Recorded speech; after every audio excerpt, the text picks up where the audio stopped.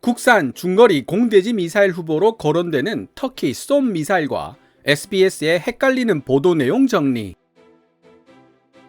2021년 5월 29일 SBS는 KF-21에 장착할 장거리 공대지 미사일 후보로 유럽제 타우루스 350K2와 터키제 쏨 미사일이 고려되고 있다는 소식을 전했습니다. 하지만 타우루스 350K2와 터키제 쏨 미사일은 정확하게 말하면 장거리 공대지 미사일이 아니라 중거리 공대지 미사일이 맞습니다. 장거리 공대지 미사일 철룡 개발 프로젝트는 공중발사용 순항미사일 ALCM 혹은 장거리 공대지 유도탄이라는 여러가지 이름을 가지고 있는데요. 상세한 내용은 영상을 진행하면서 소개해드리도록 하겠습니다. 현재 KF-21 보라매는 미국제, 유럽제 무장 장착이 모두 가능할 것으로 보여 범용성이 매우 큰 플랫폼이 될 것으로 예견되고 있는데요. 그럼에도 불구하고 국산 공대공 공대지 그리고 공대함 미사일을 개발해야 할 필요가 있다는 목소리가 끊이질 않고 있습니다. 그 이유는 무엇일까요? 김민석 한국국방안보포럼 연구위원은 비즈 한국에 게재한 기사를 통해 KF-21을 사고 싶은 생각에 군침이 절로 도는 전투기로 만들어야 한다고 강조하고 있습니다. KF-21에 미국제, 유럽제 무장들을 모두 통합할 수 있다고는 하지만 그 속내를 알아보면 복잡한 사정이 있기 때문입니다. 첫째, 여러분들도 익히 알고 계시다시피 미국은 한때 KF-21의 개발이 완성되지 않았다는 이유로 현재 우리 공군이 사용하고 있는 미국산 정밀 유도 무기 통합에 대한 자료 제공과 절차를 중단시켰죠. 물론 KF-21의 개발이 완료되고 나면 미국산 무장이 통합될 것이라는 관측이 지배적이지만 앞으로도 해외 무장에 의존해야만 한다면 이런 문제가 또다시 일어나지 않는다는 보장이 없습니다. 하지만 국내에서 개발된 무장체계를 보유하게 된다면 이러한 걱정에서 완전히 벗어날 수 있게 된다는 장점이 있죠. 둘째, 해외에서 수입된 무장을 전투기에 통합하는 데에는 적어도 수백억의 비용이 들어갑니다. 다양한 무장을 통합시킬 수 있다지만 우리 공군이 대량으로 사용할 무장이 아닌데도 통합을 시킨다면 그야말로 헛돈을 쓴 결과가 될 수 있다는 뜻입니다. 이런 상황에서 국산 항공무장이 개발된다면 훨씬 저렴한 비용으로 통합이 가능하고 국내 방위산업계에도 큰 도움이 되겠죠. 셋째, 국산 공대공, 공대지, 공대함 항공무장이 개발되면 정치적 이유로 KF-21의 판매가 가로막히는 사례도 줄어들 것입니다. 영국제 부품 때문에 FA-50의 아르헨티나 수출이 좌절될 수밖에 없었던 일은 좋은 본보기가 됩니다. 이러한 이유들 때문에 국산 항공무장의 개발이 시급한 상황이지만 공대공 미사일의 경우 미국 암람의 가성비가 워낙 뛰어나 국산 공대공 미사일을 만들더라도 경제성이 떨어질 것이라는 우려가 많습니다.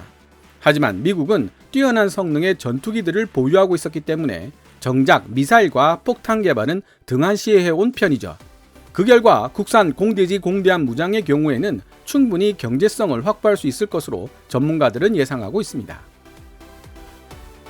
제가 SBS 뉴스를 보면서 의아하게 생각했던 첫 번째 부분은 KF-21 보라매에 사용될 공대지 미사일 개발 계획에는 두 가지 종류가 있음에도 불구하고 기사에서는 제대로 반영이 되어 있지 않고 있다는 사실이었습니다. 지난 5월 공군회관에서 열린 에어로스페이스 컨퍼런스 2021에서 공군은 사정거리 500km 이상의 장거리 공대지 유도탄 철룡과 사정거리 250에서 400km의 중거리 공대지 미사일 개발 계획을 공개했습니다. 여기서 장거리 공대지 미사일 철룡은 KPD-350 타우루스급의 성능을 지향하고 있다고 설명되어 있습니다. 현재 KPD-350 타우루스의 기술을 기반으로 개발되고 있는 철룡의 사정거리와 정확도는 KPD-350 타우루스와 동급이지만 크기는 오히려 약간 더 작을 것으로 알려져 있습니다. 그런데 이 기사를 읽어보면 SBS 기자가 장거리 공대지 미사일 철룡과 형제격이라고 말할 수 있는 중거리 공대지 미사일을 혼동했다는 사실을 알 수 있습니다.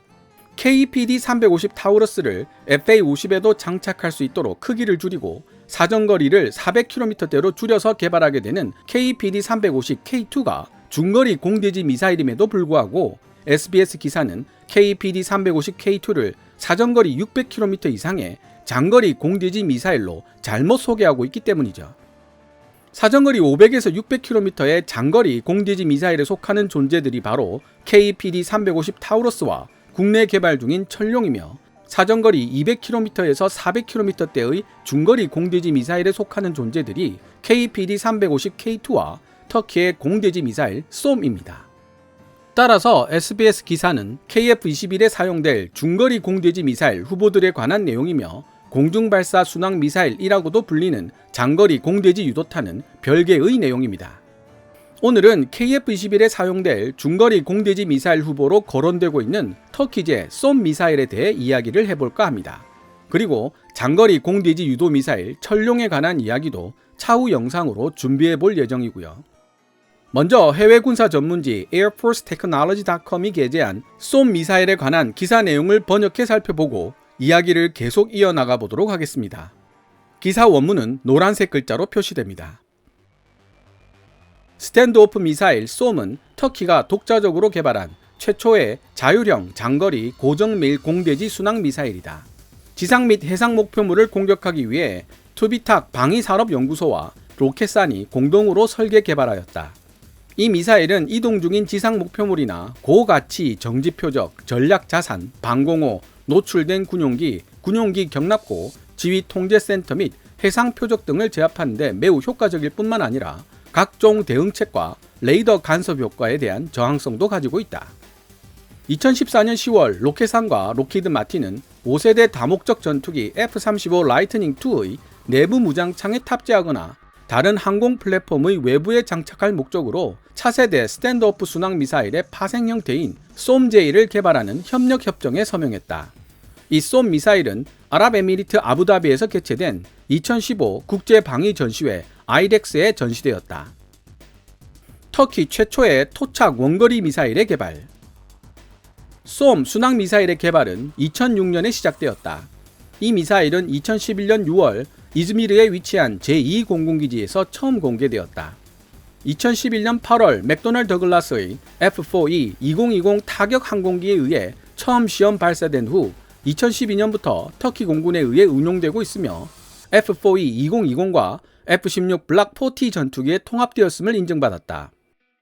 이렇게 쏨은 F-16에 통합이 가능했기 때문에 비슷한 체급의 FA-50에도 사용이 가능한 중거리 공대지 미사일 후보 중 하나로 선택된 것입니다.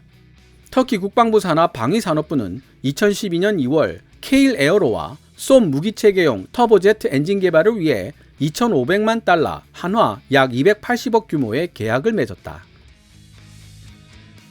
쏨 공대지 순항 미사일의 설계 및 특징.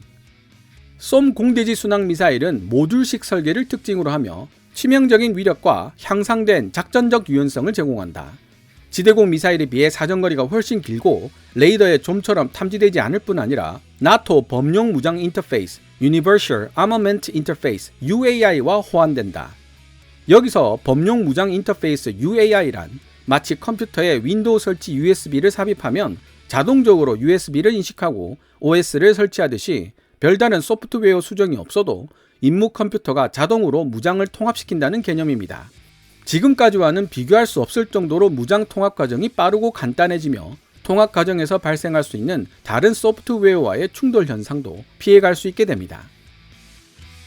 쏨 미사일은 비행 중인 상태에서도 미리 계획해둔 여러 임무 시나리오 중 하나를 골라 실행할 수 있을 뿐만 아니라 표적을 변경할 수도 있다.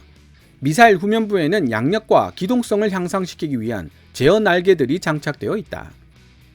600kg의 무게를 지닌 쏨 미사일은 230kg 무게의 파편 폭풍형 탄두와 2단으로 구성된 이중구조 관통 탄두 Tandem Penetration Warhead를 장착하고 있으며 충돌 파라미터를 선택할 수 있다는 특징을 지니고 있다. 이중구조 관통 탄두는 1차 탄두가 폭발한 이후 2차 탄두가 폭발하여 깊숙한 지하에 있는 표적물도 파괴가 가능한 탄두를 뜻합니다. 충돌 파라미터, 임팩트 파라미터를 사전에서 찾아보면 탄도의 궤도를 계산할 때 중력장의 인력의 중심과 운동물체의 속도 벡터의 연장성 사이의 거리를 뜻한다고 되어 있는데 문과 출신인 제가 이해하기에는 난해하고 결국 충돌 파라미터가 클수록 탄두가 원래 경로를 크게 벗어나지 않고 반대로 충돌 파라미터가 작으면 탄두가 원래 경로를 크게 벗어난다는 뜻으로 이해했습니다. 제가 제대로 이해한 것인지는 모르겠네요. 유도 시스템 및 유도 비행. 쏨에는 적외선 영상 IIR 탐색기와 고정밀 유도를 위한 관성 측정 장비 IMU가 장착되어 있다. 적외선 영상 탐색기는 고해상도 영상 시스템을 포함하고 있으며 덕분에 미리 특정되어 있는 대상을 원거리에서 고품질 영상을 통해 탐지할 수 있다. 이 적외선 탐색기는 또한 전자방해책 Electronic Countermeasures와 레이더 간섭 효과 클루터에 대해 높은 저항성을 보여주고 있다. 이 공대지 순항 미사일은 위성 위치 확인 시스템 GPS, 관성 항법 장치 INS, 지형 대조 항법 TRN, 영상 기반 항법 및 자동 표적 인식 Automatic Target Recognition ATR 센서를 사용하여 비행한다. 또한 비행 고도를 결정하기 위해 레이더와 기압 고도계를 사용하며 지형을 따라 여러 곳의 경유지를 거쳐 이동할 수 있는 능력도 지니고 있다. 쏨 미사일의 추진력 및 성능. 스탠드오프 미사일은 터보젯 엔진으로 구동되며 180km 이상의 사정거리를 지니고 있다. 상정할 수 있는 모든 기상 조건과 적대적인 환경에서도 작동이 가능하다. KF-21 블락 3 내부 무장창에 장착될 수 있는 쏨J. 보다 더 진보된 쏨J 파생형은 미국 록히드 마틴과 터키 로켓산이 공동으로 개발 생산하여 판매할 예정이었다. 쏨J는 F-35 및 내부 무장창을 갖춘 유사한 다른 전투기들에게 탁월한 공대지 공격 능력을 제공하기 위해 계획된 것이다. 지금까지 해외 군사 전문지 airforcetechnology.com이 게재한 쏨 미사일에 관한 기사 내용을 번역해 보았습니다. 사실 터키에서 만든 공대지 미사일 쏨과 독일제 공대지 미사일 KPD-350 타우러스에는 상당한 성능 차이가 있습니다. 오토저널리즘닷컴이 발표한 세계에서 가장 뛰어난 공대지 미사일 랭킹 탑10 순위를 살펴보면 터키의 쏨 미사일이 9위에 독일의 KPD-350 타우러스가 3위에 마크되어 있음을 알 수 있습니다. 영예의 1위는 미국의 AGM-158 제즘-ERE 그리고 2위도 역시 미국의 AGM-158 LIASM이 차지했는데요. 1, 2위를 차지한 공대지 미사일이 모두 최신형 미사일이라는 점을 생각해보면 3위 KPD-350 타우러스가 얼마나 우수한 공대지 미사일인지 알 수가 있습니다.